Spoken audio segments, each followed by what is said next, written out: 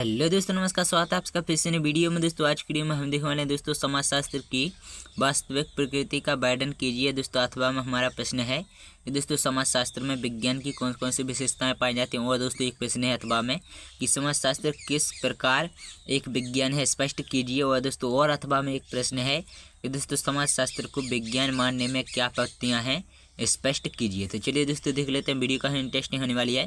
दोस्तों आप लोग वीडियो में कंटिन्यू बने रहिए। दोस्तों समाजशास्त्र की प्रकृति पर सदैव संदेह रहा है। दोस्तों समाजशास्त्र की प्रकृति के विषय में मुख्यतः दो दृष्टिकोण है। सबसे पहला समाजशास्त्र एक विज्ञान है। दोस्तों दूसरा है कि समाजशास्त्र विज्ञान नहीं है। तो दोस्तों पहला है कि समाजशास्त्र एक विज्ञान है। दोस्तों विज्ञान की विशेषताओं को दोस्तों कसौटी के रूप में स्वीकार किया जाए तो समाजशास्त्र को ही दोस्तों निश्चय ही एक विज्ञान कहा जा सकता है। दोस्तों समाजशास्त्र में विज्ञान की निम्न विशेषताएं पाई जाती हैं। सबसे पहली है दोस्तों वैज्ञानिक पद्धति का प्रयोग। दोस्तों भौतिक विज्ञान की तरह भौतिक विज्ञानों की तरह समाजशास्त्र में तथ्यों का अध्ययन कुछ वैज्ञानिक पद्धतियों के द्वारा किया जाता है। दोस्तों समाज में कुछ तथ्य मूर्त तथा कुछ तथ्य अमूर्त दोनों ही प्रकार के तथ्यों का अध्ययन करने के लिए अनेक वैज्ञानिक पद्धतियों का उपयोग करते हैं।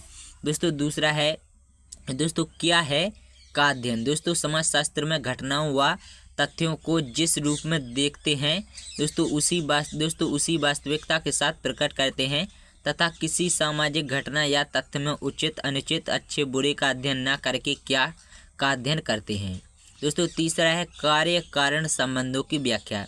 दोस्तों कार्य कारण का अर्थ है कि दोस्तों किसी घटना और उसके कारणों का संबंध, अर्थात कोई घटना किस कारण घटी।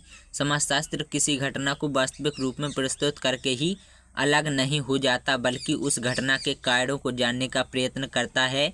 और दोस्तों उदाहरण के लिए समाजशास्त्र केवल यह नहीं कहता कि भारत में सामाजिक परिवर्तन तेजी से हो रहा है, बल्कि यह इस स्थिति को प्रभावित करने वाले कारकों की भी व्याख्या करता है। तो चलिए दोस्तों देख लेते हैं।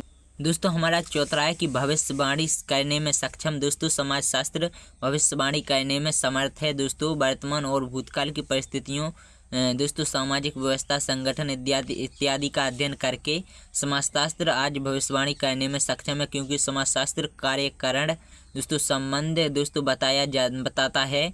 और दोस्तों इसी कारण समाजशास्त्री भविष्यवाणी करते हैं। दोस्तों पाँचवा है तथ्यों का संग्रह, वर्गीकरण तथा विश्लेषण। दोस्तों समाजशास्त्र में वैज्ञानिक विधि द्वारा तथ्यों का संकलन कल्पना के आधार पर न करके प्रत्यक्ष निरीक्षण के आधार पर किया जाता है। दोस्तों तथा निष्कर्षों पर पहुंचने के लिए केवल मात्र दोस्तों निरीक्षण द्वारा तथ्यों को इकट्ठा करने से ही काम नहीं चल जाता, और न केवल निरीक्षण के आधार पर ही निष्कर्ष निकाले जाते हैं, बल्कि दोस्तों सही निष्कर्ष पर पहुँचने के लिए तथ्यों का विश्लेषण एवं वर्गीकरण भी किया जाता है। दोस्तों छठवां है नियमों की परीक्षा और पुनर्परीक्षा। दोस्तों समाजशास्त्र अन्य विज्ञानों की तरह अपने सिद्धांतों या नियमों की परीक्षा एवं पुनर्परीक्षा करने में सक्षम है। दोस्तों समाजशास्त्र में वैज्ञानिक पद्धति की सहायता से एक तथ्य एकत्रित किए जाते हैं, और इस पद्धति से प्राप्त तथ्यों की प्रमुखता यही है कि दोस्तों इनकी प्रामाणिकता की जांच की जा सकती है। अतः समाजशास्त्रीय सिद्धांतों की जांच करने में जांच करना दोस्तों वास्तव में संभव है। दोस्तों सातवां है कि ज्ञान प्रमाण पर आधारित। दोस्तों समाजशास्त्र ऐसा विज्ञान है जिसमें समाजशास्त्री अपनी किसी भी बात को बलपूर्वक मनवाने के लिए बाध्य नहीं करते।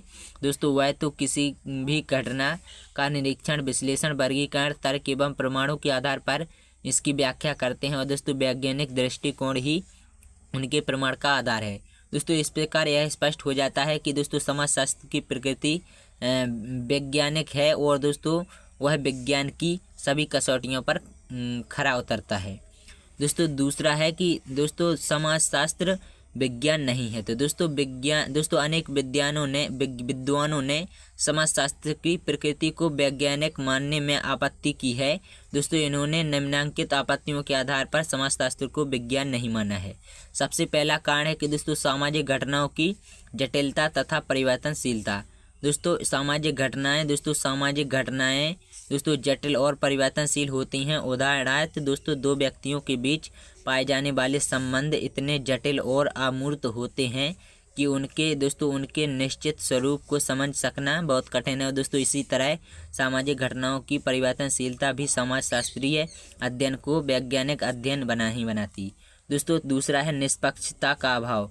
दोस्तों निष्पक्षता अभाव है जो समाजशास्त्र में निष्पक्षता की कमी है, जबकि प्रत्येक वैज्ञानिक अध्ययन के लिए निष्पक्षता या वस्तुनिष्ठता अनिवार्य होती है। दोस्तों अध्ययनकर्ता द्वारा अध्ययन करते समय पक्षपात की सदैव संभावना बनी रहती है और दोस्तों अतः समाजशास्त्र वैज्ञानिक अध्ययन नहीं है। तो चलिए दोस्तों देख लेते हैं